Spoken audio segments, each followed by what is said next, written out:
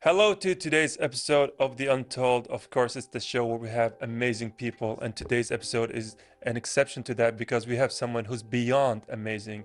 Of course, I'm talking about Dr. Hesham Baqer, who's an Aikido master, experienced martial artist. Honestly, I'm very excited to talk to him because I've never heard of this particular martial arts before, so I'm curious to know what it's about and what he has to say. Yeah, honestly, as someone who follows MMA, especially as a spectator sport, I knew about Aikido, but I didn't, know a lot of the intricacies that we've had, especially after going through the questions we've had, and so detailed it is. So I'm really curious to see today's episode is all about. Same, I think martial arts are very beautiful and there's so much culture behind them. It's not just sports. So I can't wait to speak to an expert about it and hear his own philosophies and ideas about this beautiful art form. Yeah, honestly, the only thing I worry about this episode is how is Dr. Hisham gonna pass security gates? Because our producers learned that he's bringing a sword to the studio. So I'm really curious to see how that process goes like. I mean, that would be very fun to watch, I think, if we got to witness him bringing it in. It But with is. that, I'm very excited to see it and talk to him.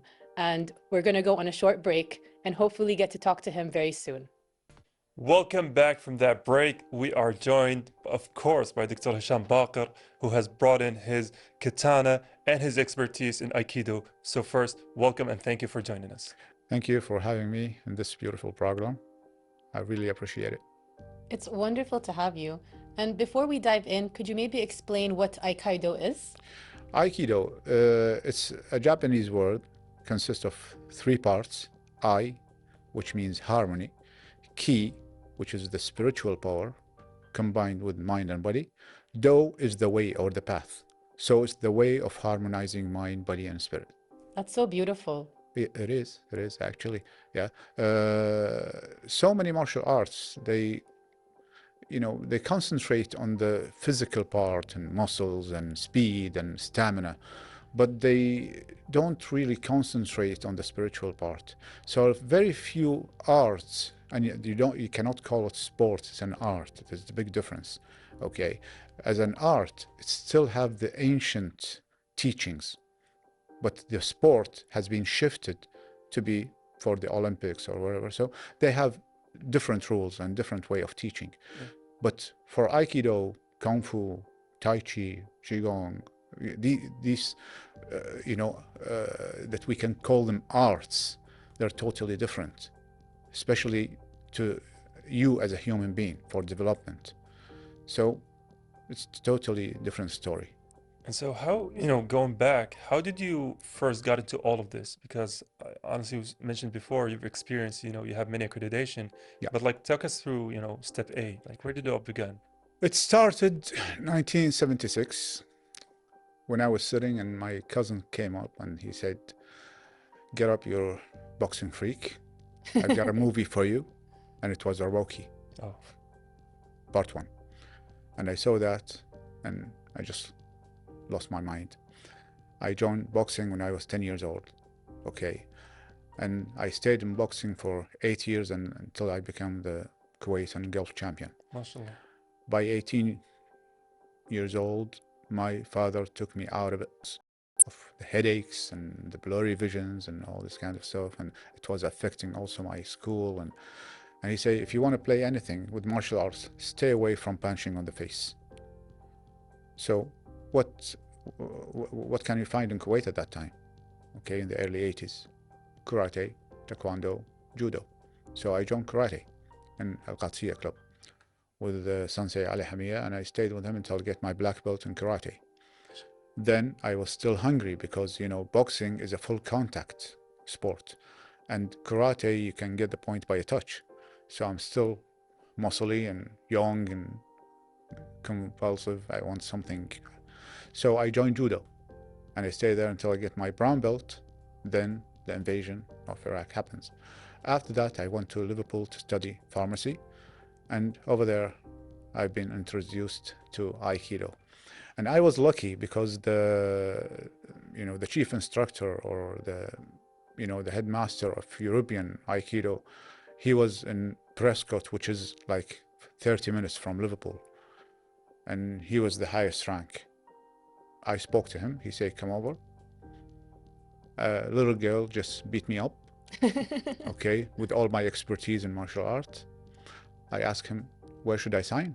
And I signed, and that was it, the beginning of my journey. And I noticed after all these, like, I'm not going to say aggressive because they're not aggressive, it's sports, but I was aggressive from the inside because there is no such as a bad student, only bad teaching.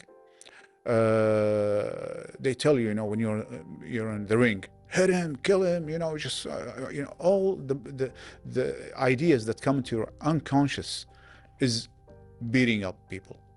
So I was looking for trouble at that time. Okay, there's nothing else I can do because that was the way I've been taught. But in Aikido, my life changed 180 degrees. I felt the sense of beauty, the spirit, the harmony, and compassion. So it changed my life really. And when I get the black belt, I came back to Kuwait with my degree as well, and I started. That was like 30 years ago, and thank God now I taught in 15 countries around the world. MashaAllah. I'm eligible to join like Guinness Records. I just came up from Japan, where I've been promoted to be the Middle East representative of Aikido. Oh, MashaAllah. So it's alhamdulillah, a Alhamdulillah. big achievement, alhamdulillah. That's a wonderful journey to have. It And I love is. that you went from following the more aggressive styles of the martial arts to where you found the sense of peace in Aikido. Yes, Because personally, I've never heard of it before. I don't think it's as commonly known as the other ones. yes. To be honest, the yin yang, black and white, and there is a black dot in the white Yeah. part, and yeah, in each and every one of us, we have this yin yang. We have peace, we have aggressiveness, we have good, we have bad. It's in life, okay. It's in our religion as well. But if you study the aggressiveness only, something will be missing in your life, okay. And if you study also the softness, something still will be missing.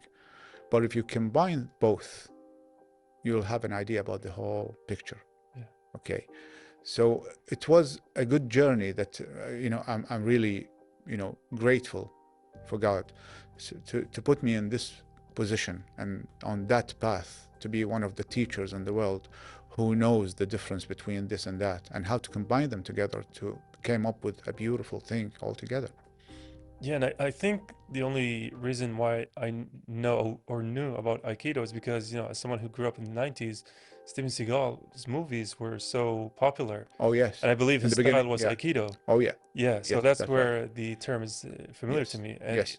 like you said, watching that style, even though movies is, it's a choreographed kind, but the style itself is such a beautiful style to watch. Exactly. And then you added the element of, the mentality of it, how it puts you in a zen.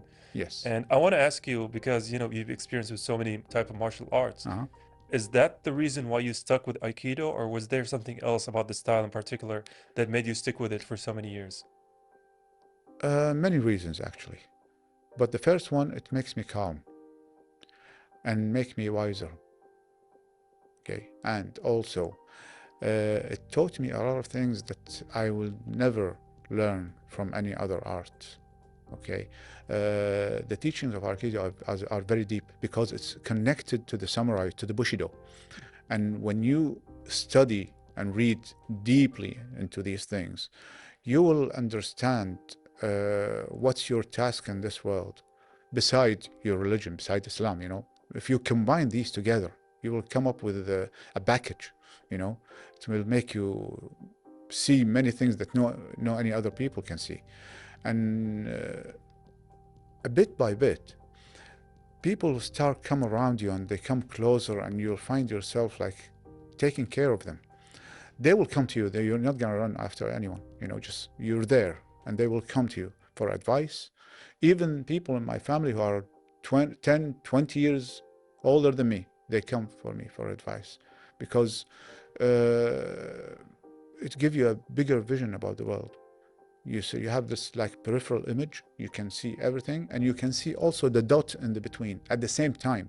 It's very difficult to gain this kind of thing. You know, it's very difficult to concentrate on one point at the same time you see the whole board. Okay, but working on the conscious, then the unconscious, then the subconscious, and to reach the super conscious mind, it's tedious. It takes a long time.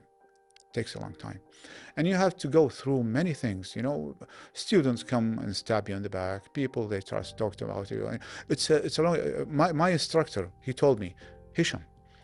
Yeah, he called me Hesham. You know, are you ready to go through this path? You know, you're going back to Kuwait. You're the only one in the Middle East who got black belt in Aikido. You're gonna see a lot of bad things more than good things. And I say, yes, I'm willing to take this path. So I say, all right. Be my guest, join the club. No.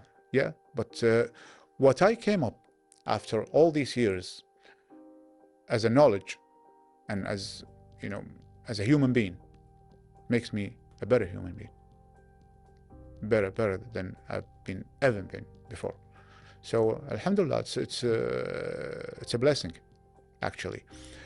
If I stayed, I sometimes I sit with myself, I say, if I stayed with boxing or karate, am I going to be the same person now? No, definitely not. Yeah. No. No, probably not. Especially not as calm, probably. Yeah. I can even sense how calm you are right now in general. I think that the wisdom, it kind of shows everything that you've learned through Aikido. Yes.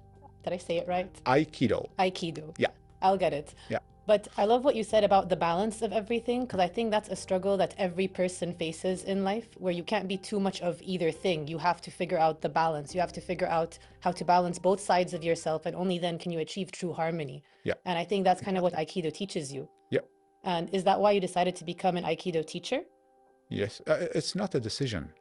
It's the way of being. You just go with it, and you go with the flow, and it happens. I didn't run after anything. I didn't run after fame. I didn't run after money. I didn't run after being, you know, the Middle East representative. I didn't run after that. I just taught because I love to teach. I enjoy what I'm doing. When I see people learning, it makes me happy. And everything will come after. Everything. You're not going to ask for it. They will come to you. You'll pick them up, put them in your pocket. But if you run out after them, it's like a mirage. As fast as you run to get them, they will get more further and far from you. So that is not the idea. So many people, they have the wrong idea. I have to take a shortcut to get here. I gotta get side roads to get. No. It's a very good road. It's ahead of you. Take it. Be patient, and you'll get there. People try to get a shortcut. They've been lost in the desert or in the mountains, and they're dead. Okay. Yeah. And that's also the natural progression of martial arts, because these kind of arts have been here for centuries, some of them for thousands of years. Exactly. And the reason they persevere for so long is because, you know, it's a cycle. Student becomes a master, you know, master produces student, student become a master. Yes. So without having you being a student first, you're not going to be a master. Mm-hmm. So did you find that transition challenging, you know, to take all of what you know as a student and now pass it along to others, you know, students? Yes. Even though this is a very, very good question. It's very, very, very challenging. Oh. Why? Maybe because I was studying in the United Kingdom, and I learned from them that discipline and commitment is a very important thing, especially with studying something like pharmacy. If you make a mistake, the patient will die. So I was put up into this position. Maybe it's not my choice, maybe it's my choice, I don't know, but this is God's will. Here in Kuwait, it's very difficult to find this kind of commitment. Yeah. People shift and change all the time. They want to jump from here to there. Today they're interested in this thing, tomorrow they're interested in other things. Take, for example, the trends, okay? There's a new restaurant, you will find thousands on the door of this restaurant. After 1 month, you won't find a single person who will go inside. If there is a new shoes or some new watches or anything, everybody's gonna buy it. The society here is different. So that was a very big challenge for me to keep the student, because today he comes with very enthusiastic and he wants to do, and he tell you, yes, I want to stay with you forever. And I know from deep inside, this is not true. But who am I to judge him? Yeah. So I stay with him. I give him what I can, and then when he leaves, it's his choice. I mean, you were once him as well, so I think that maybe helps you. But we're going to go on a short break. Yep. And then I think we should dive into this some more, because your philosophy and the way you're approaching things is really fascinating. And I want to thank you for it. Thank you so much. Thank you. Stay tuned for after the break. We are back with Dr. Hesham Baqer, and first I want to thank you for bringing, I think, a side of martial arts that's not really discussed a lot, which is how much of a mental, I would say, advancement it gives you, right? You were speaking about how yourself during your younger years, how you were leaning towards being violent or having a lot of anger issues, but then martial arts was a solitude for you. Yeah. And then we got into, bringing all of that instructions here locally. And I know from my friends, a lot of them, view martial arts as an exercise, right? Or something that they will take for a certain period of time so they can drop the weight. Yes. And I think that's where you're saying that a lot of them, you can tell they're not going to survive. So if we want to change that mentality, like how would we go about it? Is it advertising martial arts in a different way? Is it bringing customers in a different way? What is the solution? If we want to look at it from this angle, then we're not going to be able to do it. Why? Because if you're training for yourself, nobody's going to advertise for you. If you're going to do it for a belt or for a medal or for a trophy or for money or for fame, thousands of companies going to advertise for you. So that's the way we live in now. That's the world we live in now. Okay? MMA, Brazilian Jiu-Jitsu, karate, taekwondo, everything, all these sports and spectator sports, everybody loves them. Even WWE, which is, we know they're fake, but yeah, I enjoy it myself. I love it since I was a kid. I love Hulk Hogan until now. Okay, but for such an art like Aikido, Tai Chi, they don't have a lot of fans, because it takes a long time to learn, and nobody have this kind of patience. Yeah. Okay, they want everything quickly. Put for me a punching bag and let me boom boom. Okay, give me a rope and okay, give me weights and to lift and some strengthening stuff, and let me go into a fighting arena or something. I want to be famous. I want to get something. I want money. I want people to talk about me. But there's one particular point which is very important that nobody thinks about until it's too late. There's something, am I allowed to say it in Arabic and then I'll translate it? Sure. Okay. It says, لا تجر على شبابك حتى لا تجير عليك شيخوختك. Don't pressurize your youth, so when you become older, you are pressurized already. Yeah. Okay. Because when you're young, you're strong and compulsive, and you want to do everything, and you're happy about your muscles and everything. Yeah, and that's fine. That's the human being. But if you misuse it and do something that might affect your health on the long run, then you'll regret it later when you're above 40s or 50s or 60s. Because the kind of punches, because I've tried that myself, but thank God, maybe until now, I thank my father, may he rest in peace, that he took me out of the Kuwait national team in boxing. Otherwise, I don't know where I'm going to be right now. Maybe I end up with Alzheimer's or something, or Parkinson's or whatever. Okay, the hit that was taken on my head, they were dangerous. So there are so many people that are happy now about their youth, but they don't think after. And as I said, no such as a bad student, only bad teaching. And there are some instructors, God help them, they don't care about the well-being of the students. They want to get more credit as an instructor, and everybody talks about him, and more students and more money and more, you know. And even the student, if he's not ready but he's a little bit strong and he can take punches, he throw him in the ring and he's not ready. Let him, maybe he'll win. Maybe he'll get me a bronze medal or something. He's big, he can take it, okay? And I've seen that a lot of times. It's too bad. We need to change this kind of mentality. But anyone can choose any art, any sport that talks to his heart, okay, before his mind. Yeah. Anyone. And everything is beautiful. Boxing, Taekwondo, Brazilian Jiu-Jitsu, I mean, they're all beautiful. But do them with care, and don't let anyone take advantage of you and make you do things that you don't want to do in the name of sport or the name of achievements, okay? Because in these days, not too many people care. Yeah. Yeah.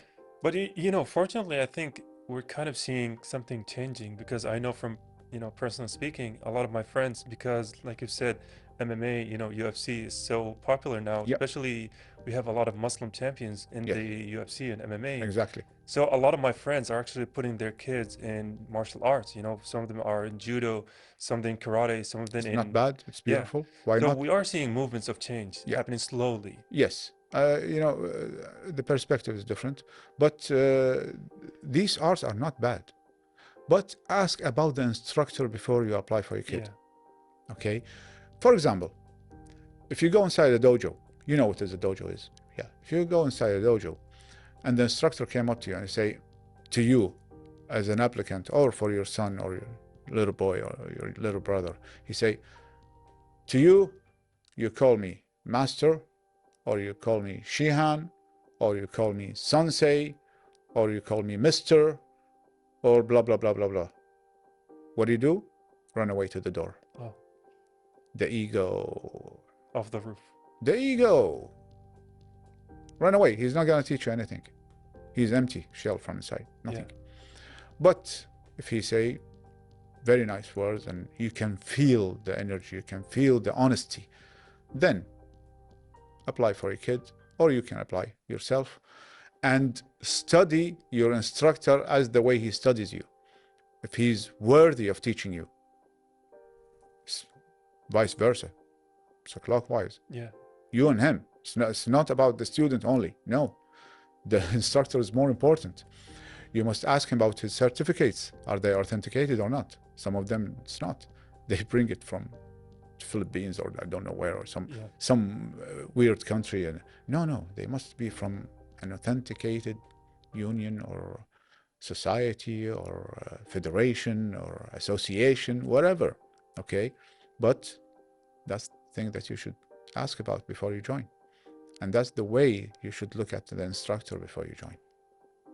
I think that's really good advice for parents who want to put their kids in martial arts, and even for people who want to try it themselves. Yes. Because a lot of people will look at the instructor as the master. Yeah. And they just have to listen to everything they say. Yes. But if the feeling isn't right, or if you sense something, as you said, yes. then that's a sign that this will not be the person who can teach you. Yes. And as you said, there's nothing that's really good or bad. It's just the way that it's perceived. Yes. Everything is an art form. So like you said, if the master is bad, then the kid will not learn something. Exactly. No, not he will. He will learn something. Okay. But it's bad. But it's bad. So it's something he shouldn't have learned. Yeah. So I do think, especially now in the modern age, everybody wants everything to be super quick, super fast. Yes. And it's always about, can I get enough views or get enough accomplishments, and not about the art form itself sometimes. I think it gets lost in translation. So how does it differ with your teaching style? How do you approach the students when you want to teach them about Aikido or any martial arts? If any student comes to me, and it happens many times, by the way, how long does it take to get a black belt? Oh. It's a very often question. And I say, 10 minutes. How? 10 minutes. I say, yes, 10 minutes, definitely. I say, how? Your car outside? I say, yes. Okay. By the end of 10 blocks, you will find a shop. Buy a black belt, wear it, walk in the streets and say, I'm a black belt, and enjoy it. I mean, it's true though. Yeah. It is that easy, technically. Yeah. Okay.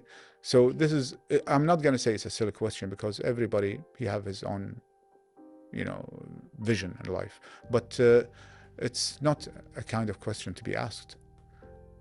He must ask what I'm gonna learn from you, and I'll give him a good answer. Yeah. But the belt is not a target. Okay, the belt, I don't care. In Japan, a month ago, all the instructors from all over the world, by the way, there are around 24 or 25 countries, and Kuwait, I mean, me and my student, okay, we are the only one who are invited to this event from the Arab and Muslim world. MashaAllah. No one, not from Egypt, not from Lebanon, not from Saudi Arabia, only me and my students. And that was quite a big honor. By the end of that, the end of this event, I wear the Palestine flag, and everybody, even the Americans and the British, they come and they just congratulate me, and they like the flag. Everybody touched it. Okay. I noticed, the black belt has stripes. Each stripe tells which rank are you. One stripe, golden stripe, means you're a first dan. That means you're just a beginner in a black belt. Second dan, that you're a little bit more advanced. Third dan, you're a senior. Fourth dan, fifth dan, sixth dan, you're a master. Eighth dan, you're a grandmaster. So all of the instructors putting these stripes. I was the only one in the whole event. I have only a black belt, an old one. It's like tattered, basically. Oh yes, it's 32 years old black belt, because it has been given me as a gift from my instructor when I get my black belt. So I didn't change anything in it, and I wear it anywhere, in any occasion, in any ceremony. Okay, I'm proud of it. So some of them, they came here, what do you rank? I say, why do you ask? I say, I can't see anything on your belt. The Americans and Russians, they come and ask me. I say, why do you want to do it? Why do you want to go to this road, You say, because we put it to identify ourselves. I say, I identify myself, not my belt. And they just shocked, and they have nothing to say now. Okay. So that's the way it is. It's what you are. You believe in yourself. It's very important. And that's the good about Aikido. And that's the thing I teach to my students. Okay? Don't think about the belt. Think about the achievement. Think about the learning. Think about developing yourself to become a better human being. No, and thank you for joining us today and sharing your philosophy. Thank you so much. Thank you. Take care of yourself. Yeah, it was wonderful to have you. And with that, we are going to go on a short break. Thank you. Arigato gozaimasu. That's the end of today's episode of The Untold. Honestly, an amazingly educational and informative person. I could have spent hours talking to him. He really embodies his philosophy and his art form. The way he spoke, you could tell this is someone who's very passionate about what he's doing. He sees it as an art. He does it in every part of his life, and his whole journey was really inspiring. With that being said, it's the end of the episode. With that in mind, that's sayonara from us. Sayonara, and I hope you enjoyed the episode.